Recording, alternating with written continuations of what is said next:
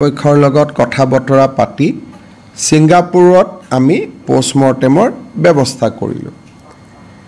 এতিয়া আকৌ নতুনকৈ ৰাইজৰ পৰা দাবী আহিছে যে নহয় আমি অসমতো পোষ্টমৰ্টেম কৰিব লাগে।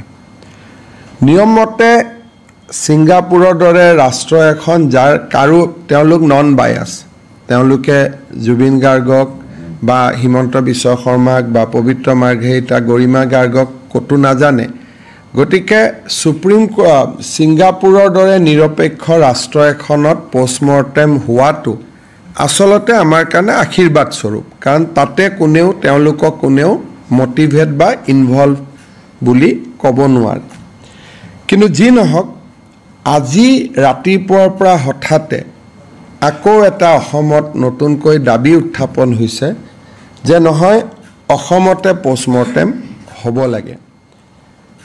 ৰাজ্য চৰকাৰৰ গোটেই স্থিতিটো হ'ল যে আমি ৰাইজক কোনো কাৰণতে অসন্মান কৰিব খোজা নাই আৰু এই গোটেই প্ৰক্ৰিয়াটোত ৰাইজে বিচৰা ধৰণে আমি নিজকে চলাই লৈ গৈ আছোঁ।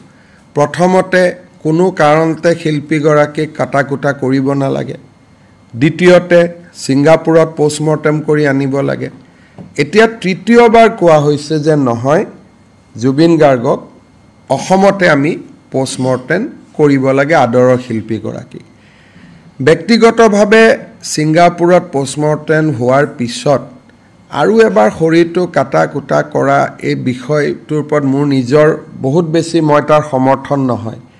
কিন্তু যিহেতু ৰাইজৰ দাবী উঠিছে আৰু যদি আমি এটা পোষ্টমৰ্টেম নকৰোঁ বহুতে আৰু নতুন ধৰণৰ প্ৰশ্ন সামাজিক মাধ্যমত কৰিয়ে থাকিব। এই বিষয়ে মই মন্ত্ৰী পবিত্ৰ মাৰ্ঘেৰিটাক কৈছিলোঁ যে গৰিমা গাৰ্গৰ লগত কথা পাতিব লাগে যে আপুনি পোষ্টমৰ্টেমৰ এটা সন্মতি এটা দিয়ক। তেখেতে আমাক কৈছে যে নহয় চৰকাৰে যদি ভাবে তেতিয়াহ'লে জুবিনক পোষ্টমৰ্টেম কৰক, মোৰ কোনো আপত্তি নাই। সেইকাৰণে অহাকালি ৰাতিপুৱা প্ৰথমে জুবিন গাৰ্গৰ অটস্পাই বা পোষ্টমৰ্টেম আমি কৰিম গুৱাহাটী মেডিকেল কলেজত। আৰু এই পোষ্টমৰ্টেম কৰোঁতে আমি এইমছৰ ডক্টৰকো আমি জড়িত কৰিম আৰু ৰাতিপুৱা